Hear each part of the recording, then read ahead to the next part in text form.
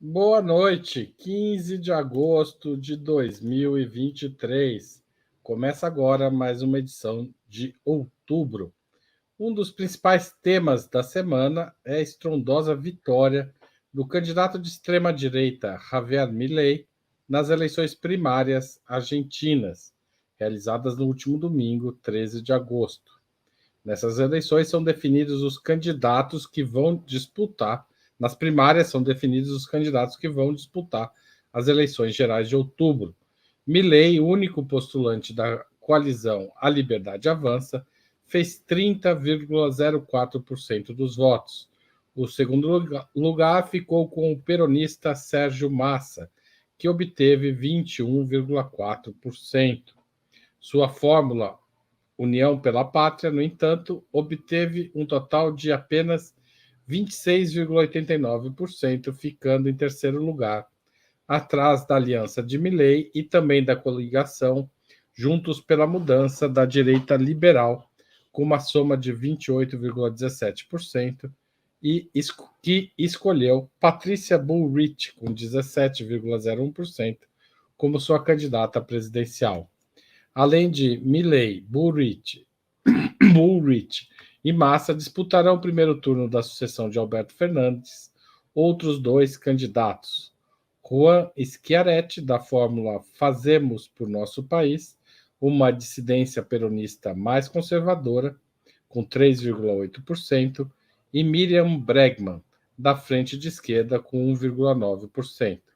Para debatermos o cenário argentino e suas repercussões sobre o Brasil, hoje contamos com a presença de Ana Prestes, cientista social, mestre e doutora em ciência política pela Universidade Federal de Minas Gerais, analista internacional e estudiosa da história do ingresso da mulher na política brasileira.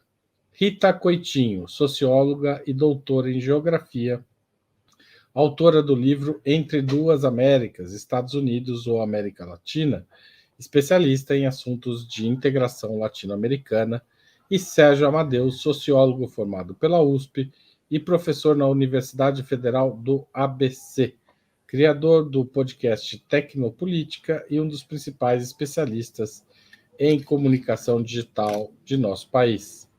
Vamos à primeira pergunta da noite. Javier Milei é o Bolsonaro argentino? Esta comparação procede? Começa Ana Prestes.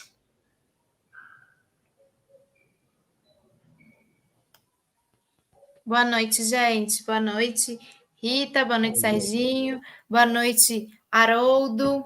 Haroldo, repete a pergunta para mim, por favor, que eu estava ajustando aqui Milei, o som. Tudo bem.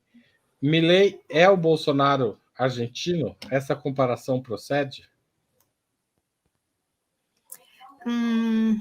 Eu acho que ele faz parte de um campo geral que a gente coloca, uma certa cesta, que a gente pode colocar um Antônio Casti, a gente pode colocar um Salvini, a gente pode colocar um Viktor Orbán, um Trump, cada um com as suas particularidades, mas ele não tem alguns elementos muito característicos que o Bolsonaro tem. Então, eu não sei se ele seria realmente um Bolsonaro, talvez um Frankenstein aí desse campo, né? Ele não tem esse elemento militar, que é bastante forte na figura do Bolsonaro, ele não tem.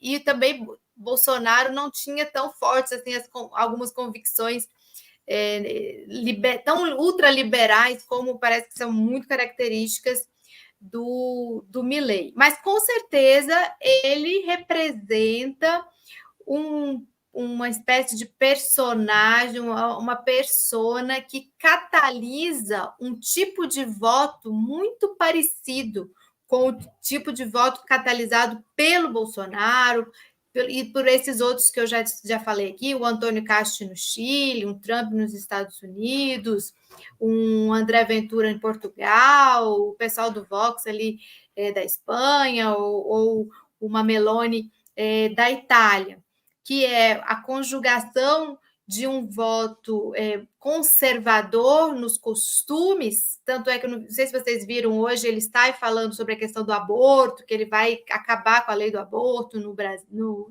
na Argentina, que foi uma lei bastante avançada, aprovada no dia 31 de dezembro de 2020, com um discurso neoliberal e até assim, ultraliberal, né? Ele fala de privatizar tudo, ele fala da questão da dolarização. Então, essa associação de ideias que acaba atraindo até um tipo de eleitor, que é aquele eleitor que está cansado de não haver mudanças econômicas importantes, favoráveis ali à população, e entra numa espécie de circuito de que se vaiam todos. É um voto, um voto de protesto, um voto de a política não serve para nada, vou votar nesse doido aqui mesmo. Pega também esse tipo de voto, que é uma questão característica de várias eleições em vários países nos últimos anos. Obrigado, Ana Prestes. Sérgio Amadeu. Bom, ele tem uma característica que tem vários candidatos da extrema-direita hoje, que é a característica de ser antissistema. Ele se reivindica um antissistêmico. Ele se reivindica com o tal do plano que ele anunciou até quando ele era deputado, né? Eu acho que o ano passado, aquele plano Motosserra, que é um negócio altamente ultraliberal, né? Neoliberal, na verdade.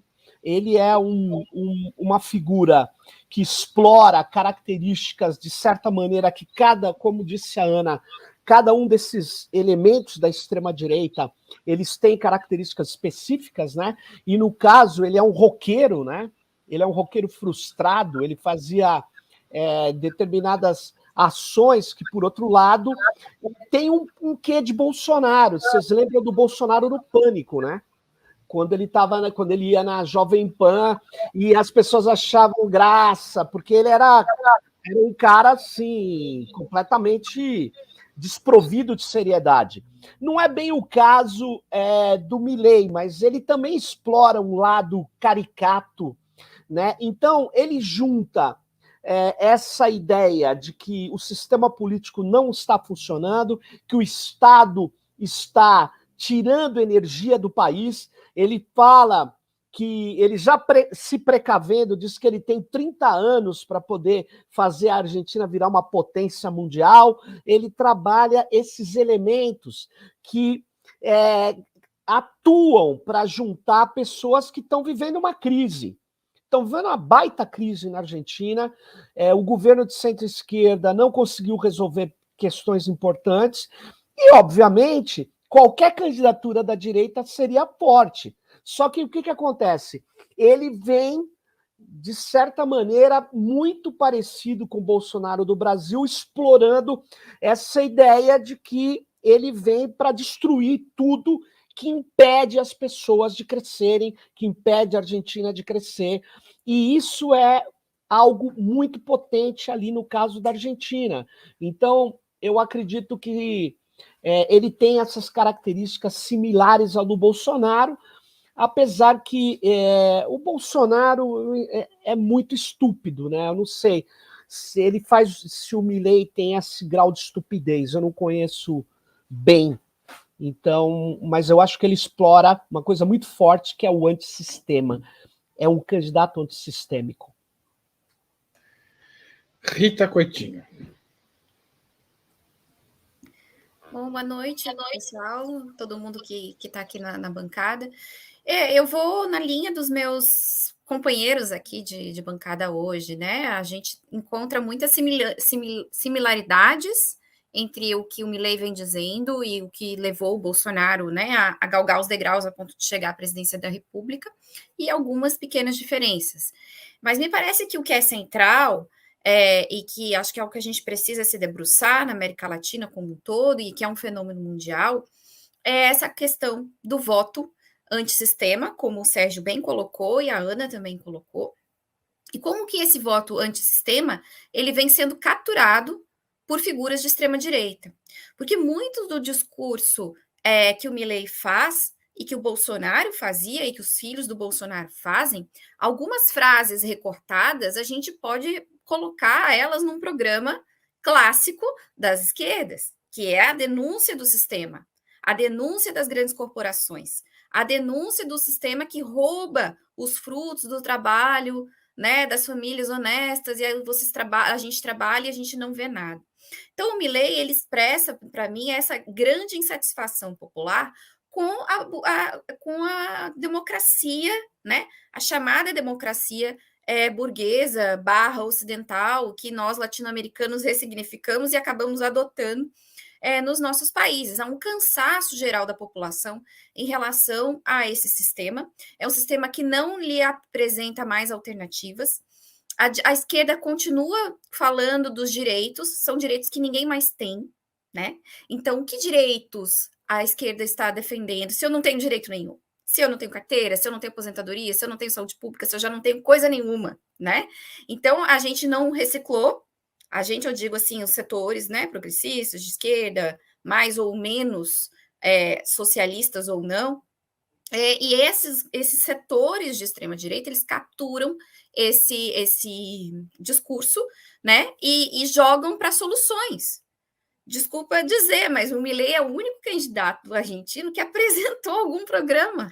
Isso é muito louco, né? Os programas que os peronistas apresentam, ou que os macristas agora, que a gente está chamando, né, a oposição ao peronismo como macrismo, vamos dizer assim, não convencem mais os argentinos, porque são as mesmas fórmulas dos anos 90 para cá, né, que levaram aquela quebradeira do final da década de 90 e que não teve resultado. E o Milei, ele apresenta aquele monte de frases de efeito, aparentemente de ruptura com o sistema, e aí ele acende. E nesse ponto, ele se assemelha, sim, ao que o Bolsonaro fez para crescer, ao que o Trump fez e esses outros atores aí da extrema-direita que a Ana citou.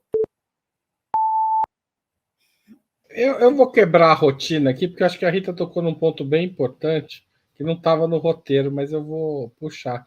É o seguinte, uma das plataformas do Milei é acabar com o Banco Central e dolarizar a economia argentina, que é mais ou menos o que fez o Carlos Menem nos anos 90.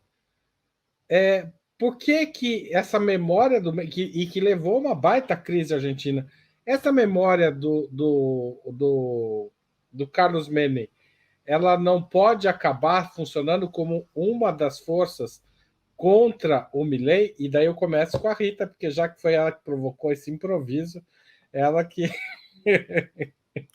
Haroldo, me ajude a pensar essa questão. Obrigado, Rita. Haroldo, meu som cortou bem na hora que tu falou a palavra Carlos Menem. O que veio depois? Não, o Carlos Menem dolarizou a economia argentina e levou a Argentina para a crise, que de certa forma é a mesma crise. No caso da Argentina, é uma crise prolongada de décadas. Essa memória não foi usada ainda contra o Milei? Ela pode ser usada, na sua opinião? Eu acredito que ela pode ser usada, né? Se o Massa souber, a campanha do Massa souber explorar o que aconteceu, como que a fórmula da dolarização quebrou a Argentina e levou à situação que eles não conseguem sair até hoje.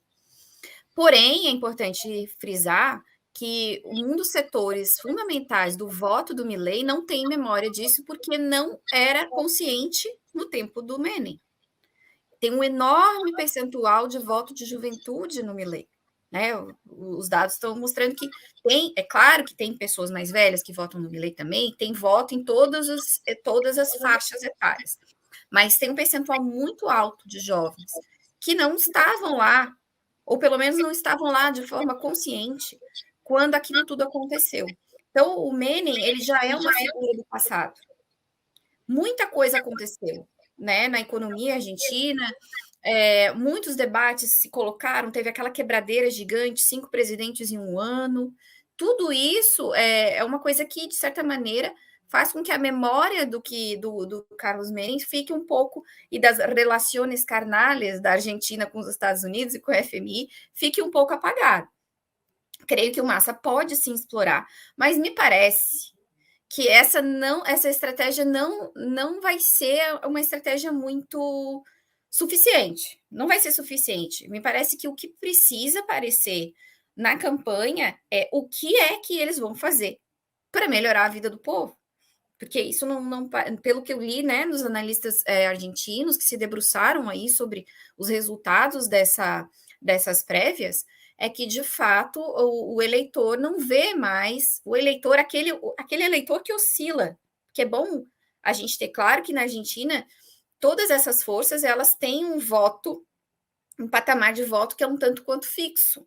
Tem um voto fixo no peronismo, né? Tem um voto fixo na oposição ao peronismo. E tem o eleitor que flutua, que é quem vai decidir a eleição. 11 milhões de argentinos não participaram das prévias, né? Porque os que participaram das prévias, eu acho muito difícil que mudem o voto, né? Então, esses 11 milhões que não participaram das prévias, eles precisam ser convencidos de alguma coisa. Por que a dolarização dá errado? Eu acho que é retomar o Menem, é falar do Equador, que também dolarizou e não consegue sair da armadilha, né? Mas apresentar algo mais palpável, mais compreensível do eleitor, do o que pode ser feito para melhorar a vida dele. Eu acho que isso que vai ser fundamental. E é claro, mostrar que dolarizar não é solução e por quê, né? Acho que sim. Vou passar a palavra para a Ana agora. Eu coincido muito com a avaliação da Rita, de que o Menem está muito no passado, né? Está mais de 2 décadas, inclusive, aquele efeito, né? Tanto do Menem como do Della Rua, né? O Della Rua fugindo de helicóptero pelo telhado lá da Casa Rosada. E o melhor foi que quem narrou isso no Brasil foi Galvão Bueno, né? Foi realmente. Desculpa te interromper, mas é que eu não esqueço. Aqueles cacerolaços, né? Os cacerolaços da classe média ali, argentina, e as filas nos bancos. Eu acho que é interessante, obviamente, mobilizar essa memória, essas imagens, mas ela não vai tocar tão fundo na juventude. Uma juventude que está aí, que está muito mais suscetível a um discurso que se montou, muito parecido com o que se montou aqui no Brasil contra Lula e Dilma, ao discurso anti-kirchnerista, que eles também exploram bastante esses aspectos. Então, eu não sei se isso será de grande valia aí para o Massa e para quem quer mobilizar. Acho que a gente vai, daqui a pouco, discutir um pouco mais sobre a capacidade do peronismo de se reerguer no sentido de retomar a dianteira desse processo, que não vai ser uma tarefa fácil. Então, nesse sentido, sim, todo recurso de memória que possa apontar para o insucesso daqueles anos 90, daquelas políticas dos anos 90, começo dos anos 2000, e como, na verdade, esse insucesso levou à vitória do Néstor Kirchner e da Cristina Kirchner, o que esses governos conseguiram fazer também de estabilidade dessa economia, eles vão ter que fazer, mostrar os exemplos, como a própria Rita também já colocou, da questão da dolarização no Equador. Então, essa é a minha opinião sobre isso, sobre o reavivar a memória sobre Menem, Della Rua e esses todos do final, de 2 décadas atrás, né? Final do século passado e início desse século, na Argentina. E o Haroldo caiu. Mas a vez é do Sérgio, a gente já sabe. Serginho, fala aí sua resposta. A pergunta você já sabe. Você está sem som. Tá. Eu acho uma coisa, sem dúvida, você pode falar mais do que o Menem, pedir para que ele fale em que país que a dolarização deu certo. Eu não conheço um único país. Não são 2, não é nenhum. E óbvio que na própria Argentina, o resultado de uma crise, a desindustrialização e uma série de problemas do sistema bancário, etc., aconteceu também como resultado dessa dolarização, né? Que é muito difícil depois de sair. E a Argentina pagou muito caro por isso, né? Então, o que ele está querendo fazer é abrir mão de ter uma política monetária e cambial. Ele está transferindo a política monetária e cambial de um país para os Estados Unidos. No momento onde os Estados Unidos está numa baita, vamos dizer assim, dificuldade no cenário internacional. Ele tem muitos problemas, né? Então, não é, obviamente, uma solução, dá para discutir essa questão, mas eu queria dizer o seguinte: o governo argentino não conseguiu enfrentar o problema da inflação, não está conseguindo enfrentar o problema de criar soluções para o desenvolvimento, para uma geração de emprego suficiente. Ele não está conseguindo fazer isso. E, curiosamente, lança o ministro da Economia, que é visto pela população como responsável pela situação. É uma situação bem difícil para eles. Eu não acredito que eles consigam reverter esse quadro, porque o quadro não é só discursivo. Quem está no governo tem que apresentar resultado. Esse é o problema. Esse é o problema. Uma parte dessa irresponsável movimentação para o lado do, vamos dizer assim, do Milei, da molecada, é de que não tem alternativa sendo seriamente apresentada ali. Vai ser difícil fazer isso agora. Então era isso que eu queria argumentar aqui. Só dizer uma coisa, eu estou ouvindo um retorno, gente, muito forte no meu... mas é na hora que eu estou falando, então eu não sei se o microfone está aberto, mas é um retorno muito forte que eu não consigo nem pensar. Valeu, parou agora. A culpa foi minha, mas obrigado por avisar. Vou desligar o microfone toda vez que tiver alguém falando. Nem sempre acontece, mas hoje tá. Essas coisas que a internet... Como vocês explicam esse avanço tão rápido do Milei, tirando votos tanto da direita macrista quanto do peronismo? Além da juventude, além da falta de resultado, existe uma vontade, digamos, mundial, assim, que chega na Argentina de experimentar a extrema-direita? Sérgio Amadeu, você começa essa. Então, eu acho que tenho falado já em algumas vezes que eu venho aqui, uma parte considerável do neoliberalismo, ele rompeu efetivamente com a democracia e se ligou cada vez mais a uma solução de ultradireita, muito fortemente em vários países do mundo. Isso se tornou mobilização política, se tornou mobilização de massas. Nós não estamos enfrentando mais uma meia dúzia de grupos de supremacistas brancos, maluquetes e tal. Nós estamos enfrentando um conjunto de ideias e um conjunto de expressões políticas que tem dimensão de massas, que defende, por exemplo, acabar com as aposentadorias. Esse cara, o Milei, no programa dele está bem claramente colocado isso. Ele está falando, ele cultua, como cultuou o Trump, como cultua o Bolsonaro do Brasil. É que o Bolsonaro, insisto, ele é muito despreparado do ponto de vista econômico, político. Vocês devem se lembrar, ele fala, eu não discuto economia, para economia eu tenho aí o meu posto Ipiranga. Quer dizer, é um cara que a população votou nisso, só para você ter uma ideia. O cara que diz que não entende de economia. Não é o caso na Argentina, não. Esse cara está resgatando valores neoliberais e está colocando um forte componente anarcocapitalista, que tem em vários lugares. O anarcocapitalismo não é uma brincadeira.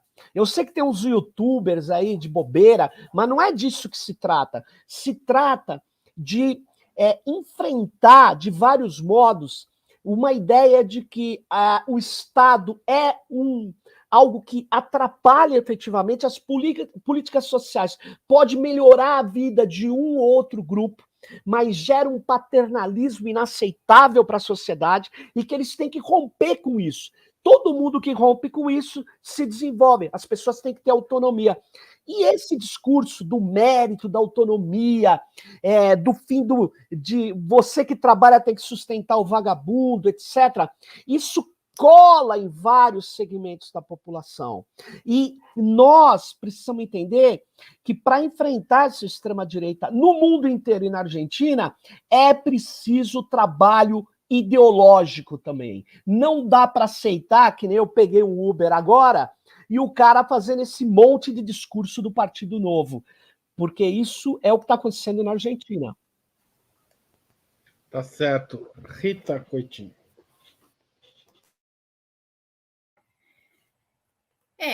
Eu acho que esse discurso ele cola porque ele apresenta para as pessoas uma alternativa que ela é do esforço individual.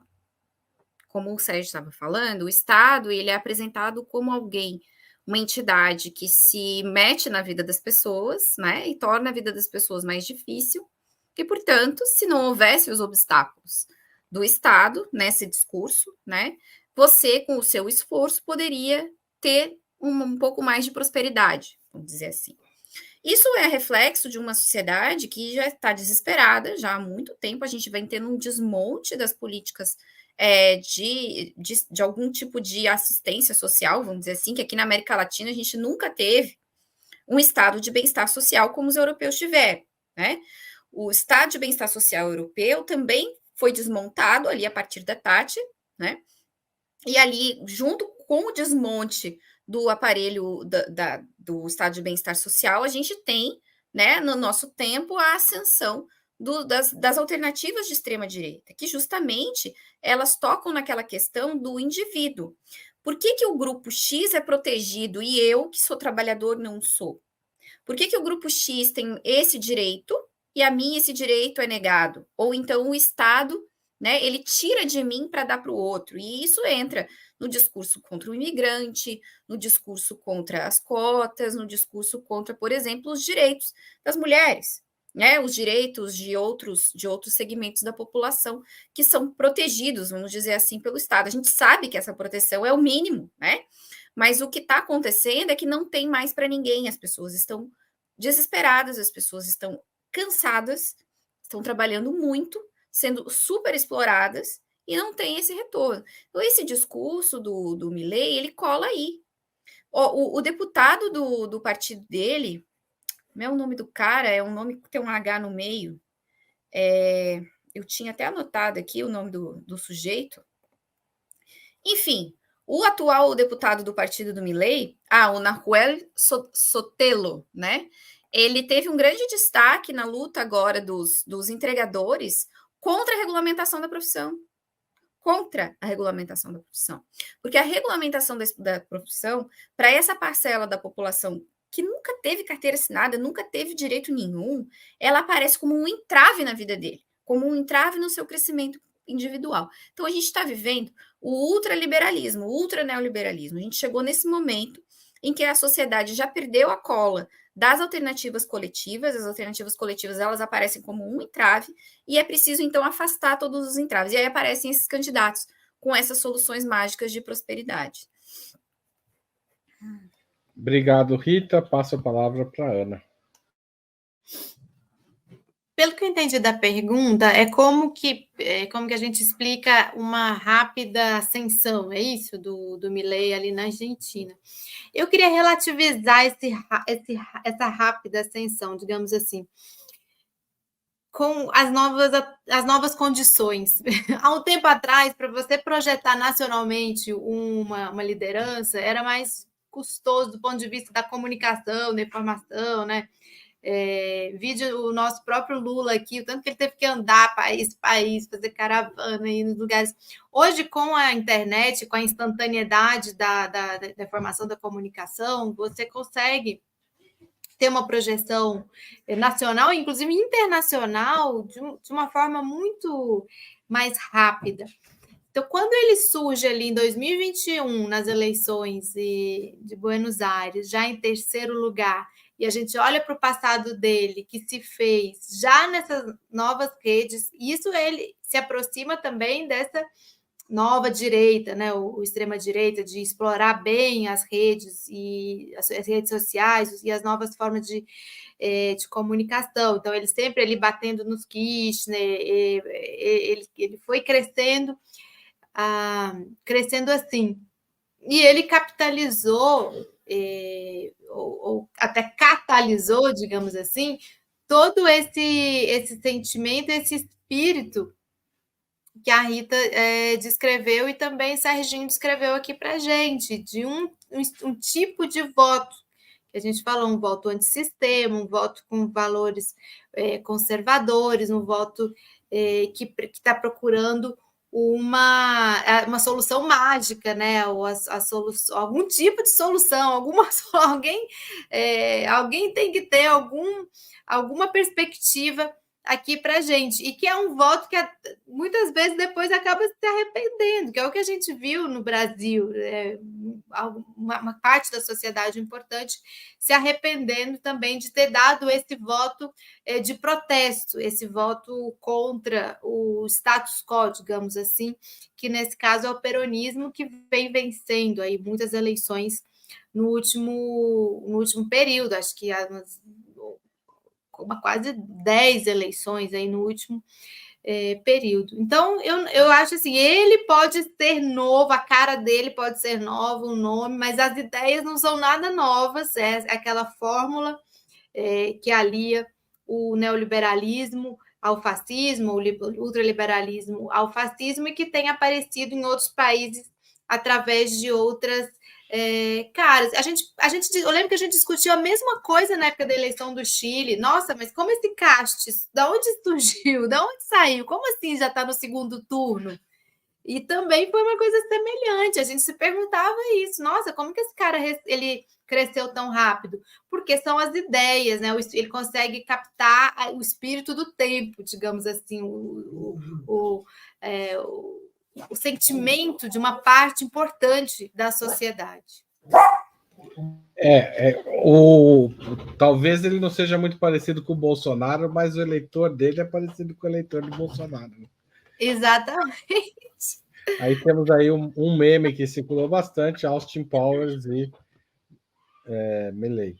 Bom, eu queria aproveitar essa pequena interrupção na conversa para pedir a sua contribuição financeira para a Opera Mundi.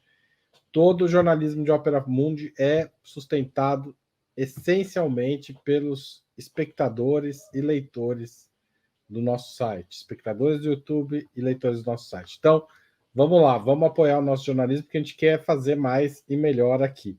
A primeira forma de apoiar o nosso jornalismo é fazer uma assinatura solidária em operamundi.com.br/apoio. A segunda é se tornar membro pagante de nosso canal no YouTube. A terceira é fazer um superchat. Aproveita e manda uma pergunta, nós vamos passar para a nossa bancada, se houver tempo. Ou mande um super sticker, pode mandar só um elogio, uma figurinha, etc. Você também pode fazer um valeu demais se estiver assistindo um programa gravado, ou um Pix para a chave apoia@operamundi.com.br a qualquer hora do dia ou da noite. A mais eficaz de todas as armas contra as fake news é o jornalismo de qualidade. Só o jornalismo de qualidade coloca a verdade acima de tudo, e esse jornalismo que buscamos oferecer todos os dias depende da sua contribuição. O candidato do peronismo, Sérgio Massa, saiu das primárias bastante isolado e com pouco mais de 1/4 dos votos. Quase 2/3 do país votou, portanto, na oposição. Vocês acreditam que há chance de reversão desse quadro? Vocês já tocaram nesse assunto, mas eu queria que vocês dissessem por que argumentassem em torno da posição de vocês já manifestada antes. Começo agora pela Ana Prestes.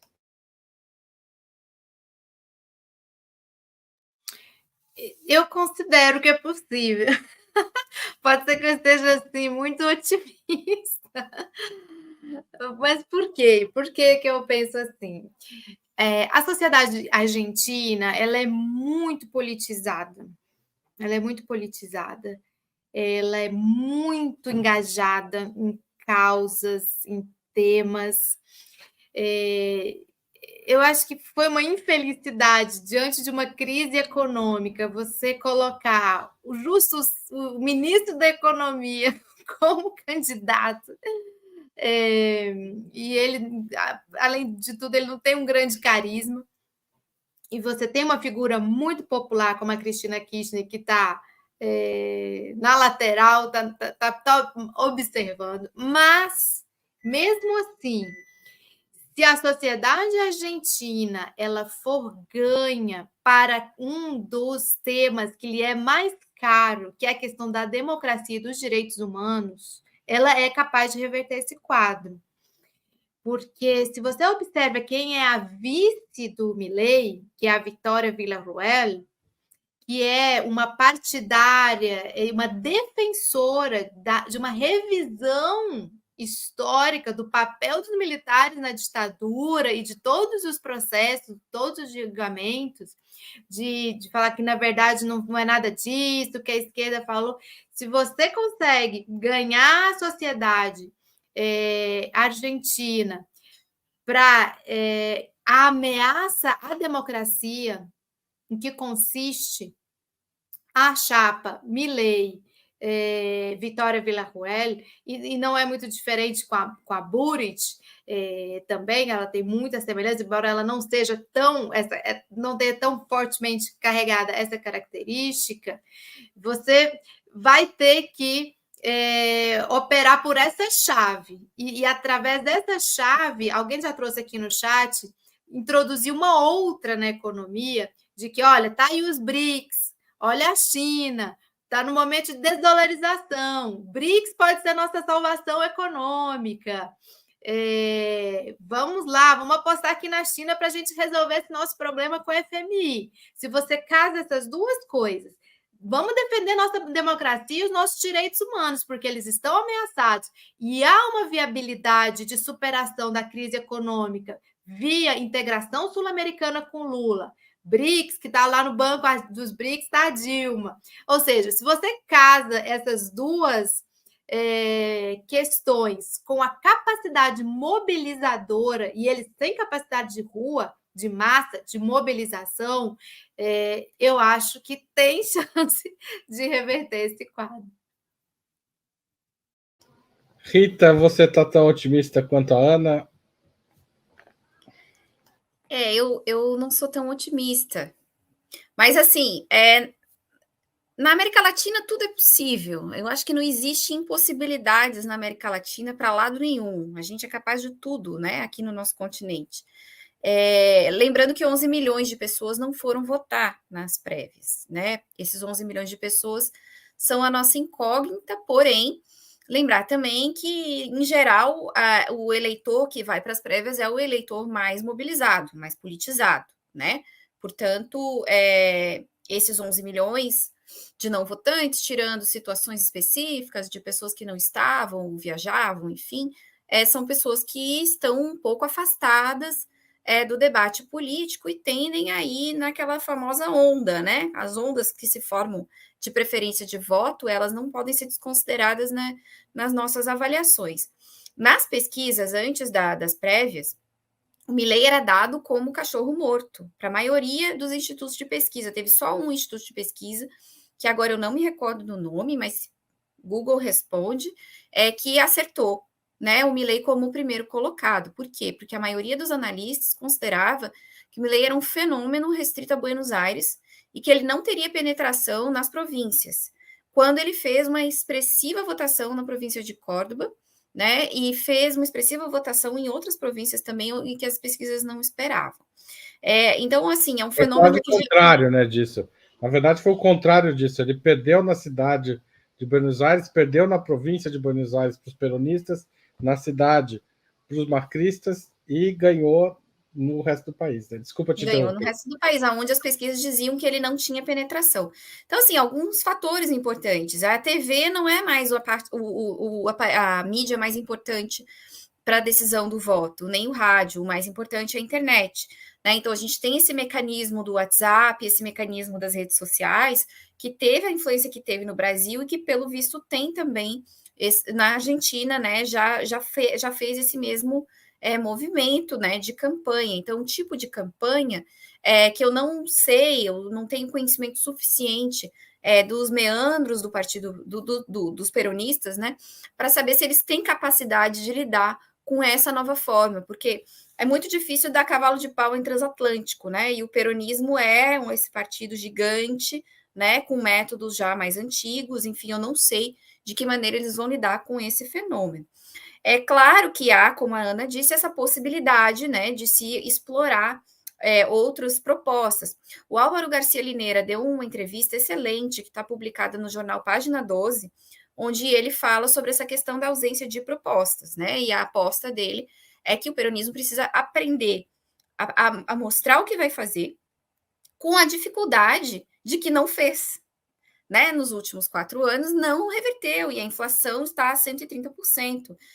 Então, a situação dos peronistas é muito difícil, e o Macri hoje já disse que tem muitos pontos de contato com o Milei, então acenando já, né, num possível segundo turno aí para uma aliança do macrismo com o Milei. É uma situação muito difícil a da Argentina, mas tudo é possível. Tudo é possível, Sérgio Amadeu? Ou nada é possível? Tem uma frase do Galvez, o imperador do Acre, que ele dizia que tudo era possível abaixo do Equador, né? Na verdade, é um ditado quinhentista, tudo é possível abaixo do Equador. Eu não sei não, cara, eu acho que nesse cenário da Argentina, o problema não é só comunicação. Eu sei que tem a comunicação, mas a comunicação não resolve o problema do governo atual não ter proposta agora para enfrentar o problema da Argentina. Nós vamos ter alguns meses ainda e a situação não me parece que vai melhorar, vai piorar. Isso vai ter também implicações na eleição. Sendo bem realista, infelizmente, é claro que é preciso fazer isso que foi falado aqui, lembrar o que é a dolarização, lembrar que as saídas de extrema-direita e de cortar o Estado vai pegar você, jovem, vai pegar o cara mais despreparado, o que está reclamando hoje vai ser vítima. Agora, o outro lado vai reagir. Você vê, o Eduardo Bolsonaro disse: conseguimos derrotar o socialismo na Argentina. Vocês acham que ele acha mesmo que a Argentina é socialista? Ele não acha. Isso é um discurso para falar para a população. Para falar para a população que direitos básicos é socialismo e que é preciso destruir, não sobrar pedra sobre pedra. Para fazer o quê? Para que eles possam ter ou um Estado mínimo, ou pior que isso, né? Um Estado que se limitaria às forças de segurança, né? Que é a ideia de alguns anarcocapitalistas que ainda acham que não tem como liquidar totalmente o Estado, mas eles estão falando disso. Por exemplo, eu peguei aqui no Brasil. Ontem, quando eu fui de Uber para o aeroporto, o motorista dizia: essa regulamentação aqui só vai nos destruir, nós vamos ter que pagar direito, e o direito só fica com o governo, não fica para a gente. Isso é um discurso que não é só da Argentina. Então, nós estamos vivendo um aparato comunicacional com força ideológica e nós não estamos nos contrapondo programaticamente e ideologicamente. Voltando para a Argentina, eu não sei se dá tempo de fazer isso lá. E eu não sei, porque de 25% para passar para 50% é difícil. É difícil. Mesmo que seja dos votos válidos. São 45. 45. Aí temos aí Menem e Milei. O Milei já disse, inclusive, que o Menem foi o melhor presidente da Argentina. É um pouco de saudosismo, como aqui conseguiu se construir com a ditadura militar, né? Uma ideia... É uma coisa complicada. O o peronismo optou pelos caminhos do centro, a ideia de que poderia atrair votos da direita, lançando o Massa como candidato. Na avaliação de vocês, isso foi um erro? Há como mobilizar a massa peronista com o discurso do Massa? A Cristina vai entrar na campanha, apesar de todas as condições não ajudarem, dela ter dito que não vai ser candidata a mais nada, etc. Praticamente tem ensaiado uma saída da política. Quem quer começar? Essa eu vou deixar vocês escolherem. Ninguém quer começar, então vai ser você, Sérgio Amadeu.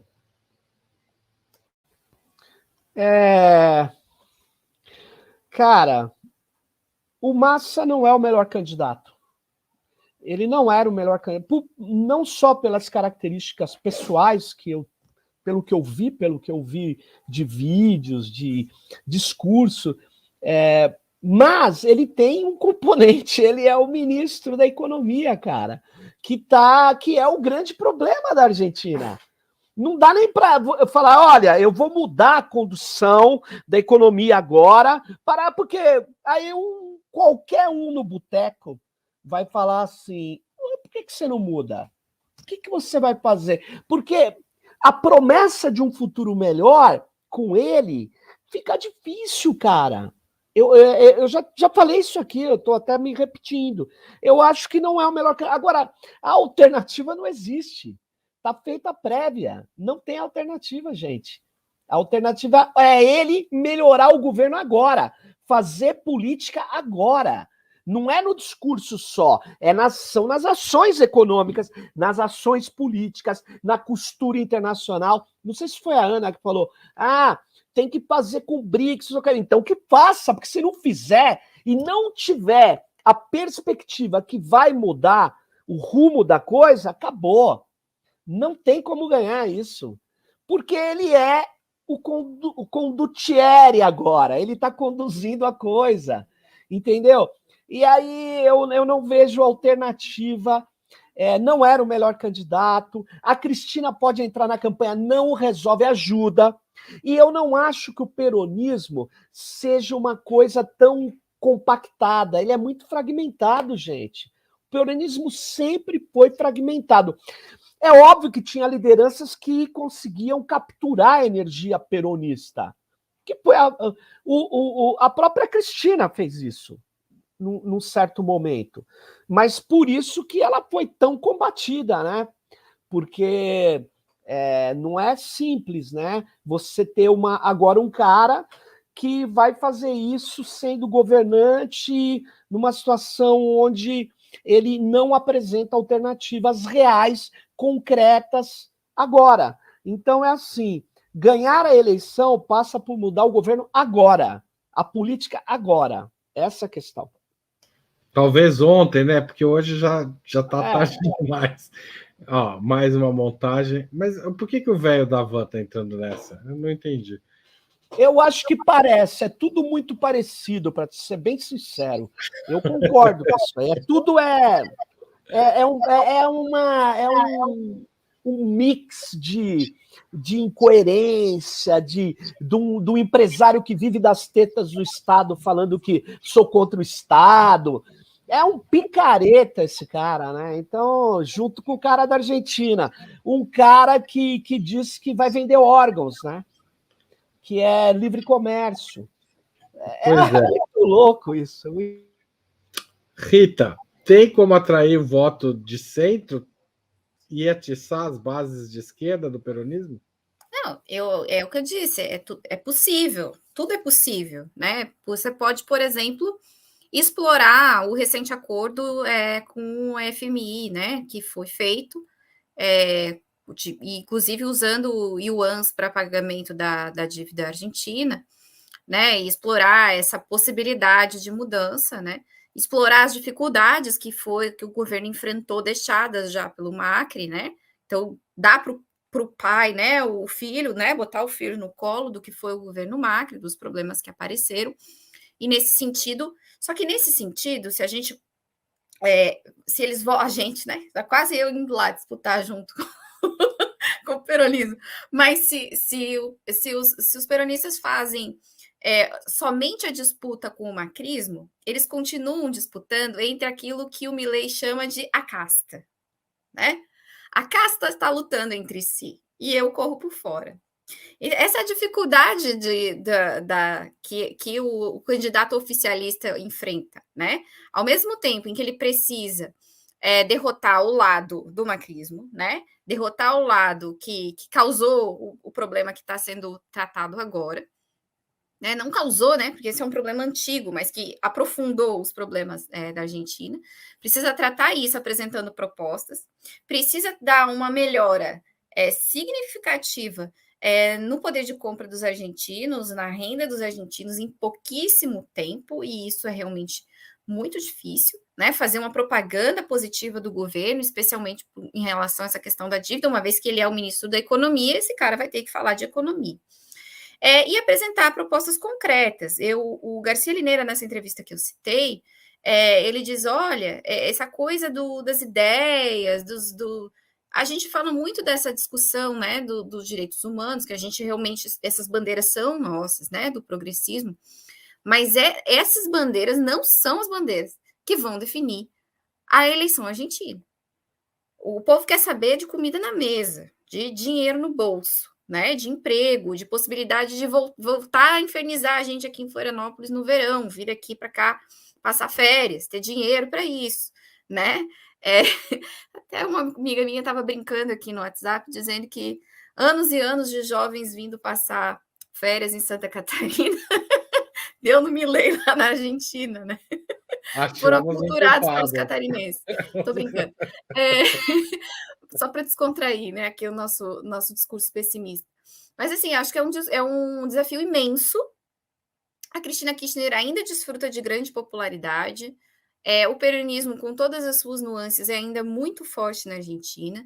É preciso encontrar soluções que as pessoas possam compreender, né? E não soluções abstratas, num economês difícil e inacessível, porque isso não vai ganhar a eleição, né? Acho que é isso que precisa, e muito peso militante. Acho que a questão da ditadura é, sim, um fato importante. Há uma mobilização do povo argentino contra a ditadura ainda até hoje. Acho que isso pode ser explorado.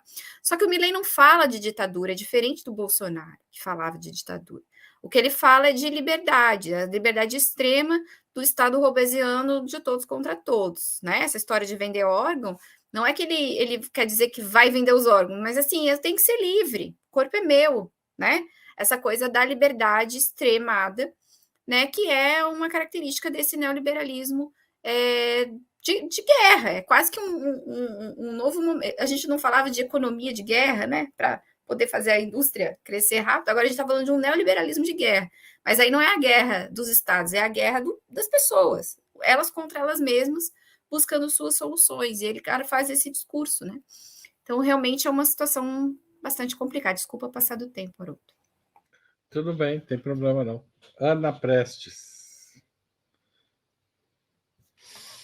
Você que é otimista, por favor, aponte o caminho para a gente. O Milei não fala da ditadura, mas a vice dele fala muito, e ela é muito conhecida, a Vitória Villarroel. Aí ela fala muito sobre essa questão da ditadura, e ela vai ser a presidente do Senado, porque se eles forem eleitos, ela vira presidente do Senado, que é como, por exemplo, hoje o vice vira presidente do Senado, que é igual nos Estados Unidos também, né? O vice é o presidente do Senado. Então, eu acho que é preciso fazer essa exploração por aí. O Senado é uma casa muito importante na Argentina. Em geral, né? O Senado é uma casa importante em geral nas democracias. Eu acho que a única liderança na Argentina popular capaz de arrastar multidões hoje é a Cristina Kirchner. É a única. Inclusive, esse foi um dos grandes problemas do governo Fernandes. A briga com a Cristina, a famosa carta da Cristina. Qual foi a briga deles? A briga deles era na área econômica, na área da economia. Porque o Fernandes ele começou bem, veio a pandemia, Vocês lembram? Ele começa, o governo dele coincide o começo com o início da pandemia. Inclusive, todos nós falávamos, porque a gente estava vivendo o governo Bolsonaro, olha o exemplo da Argentina, olha como a Argentina chegou a vacina já, olha como na Argentina está tudo fechado, está em quarentena. E ele foi bem nesse começo como um dos grandes líderes aqui da América do Sul, talvez de todos aqui da América do Sul, talvez o mais responsável, porque todo o resto estava tomado era Bolsonaro, era Duque na Colômbia, era Pinheira no Chile, era esse povo, Equador, o povo morrendo no meio da rua, Marito Abdo Benítez no Paraguai, Uruguai Frente Amplo perdendo a eleição. Então, o Fernandes, ele era a nossa esquerda aqui na época da pandemia. Só que a avaliação que se faz é que ele criou também talvez uma certa ilusão aí com esse acordo e com a Europa. Ele recorreu muito à Europa. Não sei se vocês lembram tantos giros na Europa, que o Fernandes vivia lá na Europa, se reuniu com o Papa, não sei o quê, depositou muita esperança, e em casa brigou com a Cristina. Isso eu acho que foi fatal para o governo do Fernandes também. Então, hoje, se tem uma pessoa que pode salvar essa situação, junto com o que eu já falei, se conseguir mobilizar a população contra o risco à democracia e por uma alternativa econômica que existe em uma América do Sul, com uma nova composição de governos integrada e se apoiando nos BRICS e no Banco dos BRICS, o que seja, a Cristina ela teria um papel aí importantíssimo. Isso. Tá certo, eu vou para a última pergunta da noite, que é pensar o Brasil. Há lições para se tirar do processo argentino para o Brasil e para o resto da América Latina? Como lidar com esse espírito antissistema que se agiganta com a erosão de credibilidade da democracia liberal, quando as forças de esquerda fazem parte desse sistema e muitas vezes lideram esse sistema? Eu vou começar com a Rita agora. Eu acho que esses processos todos que estão acontecendo na América Latina e também, né, na Europa, em outros países, eles acendem um alerta para a esquerda que a gente está demorando a entender, que é que nós estamos sendo os guardiões do sistema, né? Esse sistema que oprime o povo trabalhador, cuidando da gestão desse sistema, sendo a institucionalidade, né? Enquanto o antissistemismo, vamos dizer assim, o desafio ao capital, o desafio aos problemas da globalização está sendo capturado por essa extrema-direita. A gente sabe que, ao fundo, a gente só vê o que foi o governo Bolsonaro, eles não fazem uma ruptura com o sistema. Na verdade, rapidamente, ao chegar ao governo, eles se adequam de uma maneira muito, inclusive, muito rápida, né, ao sistema, inclusive para tirar vantagens pessoais, enfim, que foi o que a gente viu aqui. Agora, o sucesso eleitoral ele está vinculado a esse desafio ao sistema. Os partidos de esquerda, os movimentos sociais, com algumas exceções, vêm deixando de falar sobre o que é esse sistema. Por que é que não há emprego? Por que é que não há seguridade social? Por que é que não há saúde pública?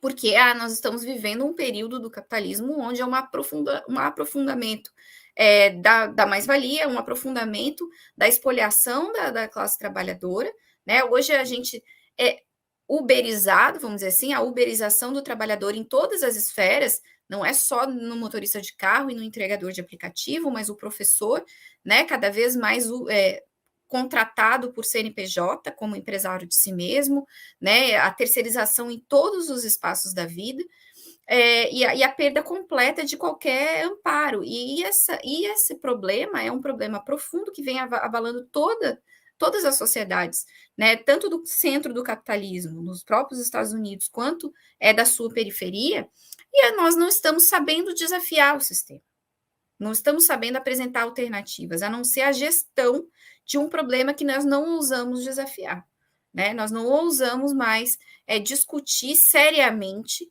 alternativas ao capital, né?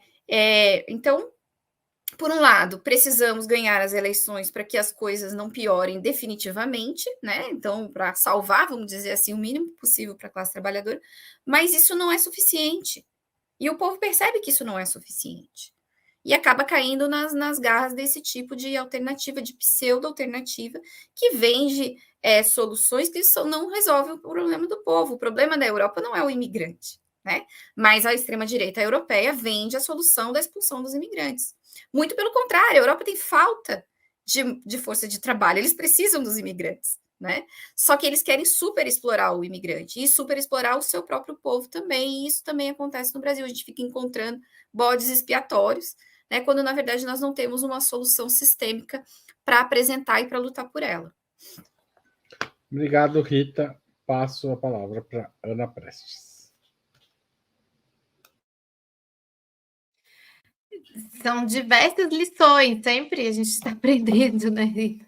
Aprendendo muito aqui nessa América Latina, na América do Sul. Acho que uma das principais lições é organização popular, organização do povo, formação, estando no governo, não abrir mão disso, não abrir mão da perspectiva transformadora, estando dentro de governo. Então, isso que a Rita falou muito bem, a gente não tem palavras que não são faladas, não é dado nome ao sistema, né? O sistema capitalista, não fala de imperialismo, não fala de capitalismo. Aqui no chat o pessoal estava falando, não fala de socialismo, não fala do que é ser antissistema. Por que figuras como o Milei aparecem como antissistema e não a esquerda? Porque parece que a esquerda foi subsumida aí numa eterna reforma disso que está aí. As pessoas leem assim, a leitura das pessoas é assim. Então, que assume o governo e perde a perspectiva também transformadora. Então, acho que essas são as grandes lições. Imagino que o Serginho vai explorar um pouco isso, mas a gente tem que aprender muito ainda com as novas formas de comunicação, a nova forma de sociabilidade, a nova forma de interação via as redes sociais. Isso é algo que esses setores da extrema-direita, eles conseguiram manipular, né, muito bem, eles têm acesso às pessoas, conseguem capturar, e a gente parece que ainda está correndo atrás do prejuízo, sempre a sensação de a gente estar correndo atrás do prejuízo nessa nossa capacidade de formação da opinião pública, a disputa pela opinião pública, a disputa pela consciência e o imaginário coletivo desse determinado tempo, que é esse que a gente está vivendo, e dos desafios deste tempo. Então, a gente tem essa capacidade de fazer a leitura do que a juventude está pensando, do que está calando mais fundo para essa juventude, onde que ela enxerga as perspectivas, onde que ela aponta as contradições que existem nos nossos projetos. Então, eu acho que esse também é um desafio. Então, organização popular, disputar a formação da opinião pública onde ela está sendo formada e manter a capacidade de ter um projeto transformador, mesmo estando dentro de um governo, de um país capitalista. Obrigado, Ana. Sérgio Amadeu. Bom, vou começar por esse chamamento aí da Ana sobre a comunicação. Veja bem, nós temos um limite. A gente, para atuar nas redes sociais, as redes sociais elas são controladas por plataformas que monetizam e dão mais alcance àquilo que é espetacular. A gente tem dificuldades de trabalhar a espetacularização e manter-nos numa situação de, vamos dizer assim, de um caminho aceitável para a esquerda. A gente não pode assumir a espetacularização como algo que faz parte da nossa estratégia comunicacional. Só que a nossa estratégia comunicacional tem que voltar a a ler um pouco do Gramsci, né? Nós precisamos disputar culturalmente a sociedade, nós não estamos disputando culturalmente. E aí eu queria dizer o seguinte, para além da política, o que dá para aprender é que para que a gente enfrente o discurso antissistêmico, a gente precisa de recolocar as questões anticapitalistas, as questões ideológicas. Por exemplo, não dá para aceitar a saúde privada, não dá para aceitar que a educação tem que ser privada, não dá para aceitar a nova divisão internacional do trabalho, onde cabe à nossa juventude ser usuária avançada de aplicativo, enquanto quem cria ciência, quem cria as condições tecnológicas novas do planeta são os caras do mundo rico. Não dá para aceitar isso. E a gente aceita. E aí a gente não sabe por que os caras engrenam o discurso antissistêmico. Então, nós precisamos, inclusive, construir experiências produtivas anticapitalistas dentro do capitalismo, porque eu não acredito em corrosão do capitalismo por passe de mágica. É preciso corroer o capitalismo corroendo suas engrenagens fundamentais. Então, nada disso a gente está fazendo. Não, muitos de nós estão fazendo, mas é muito pequeno. O mainstream nosso está preocupado em rebaixar a pauta e falar a democracia não serve, o Lula fazendo aceno não serve. Não serve para enfrentar essa extrema-direita. Não serve. Nós precisamos resgatar a questão que nos falta, entre a mais importante, que é a disputa ideológica da hegemonia da sociedade. Essa disputa é cultural também, fundamentalmente. Tá certo, eu queria agradecer a vocês três pela conversa. Apesar do tema ser difícil, a gente conseguiu manter um certo humor. Queria agradecer também a todo mundo que participou, comentou, especialmente a Ana Maria Pimenta Carvalho, que mandou um super sticker, e a Edna Correia Batistotti, que mandou um super chat. Foi um prazer estar com vocês aqui. Espero reencontrá-los outras vezes. Tchau, tchau, pessoal. Tchau, gente. Obrigada, Haroldo. Beijo. Tchau, gente. Valeu o debate. Tchau, valeu. Tem vários vídeos sobre a Argentina aí no YouTube de Opera Mundi. Procurem. Tem coisa bem legal. Tchau, tchau. Falou.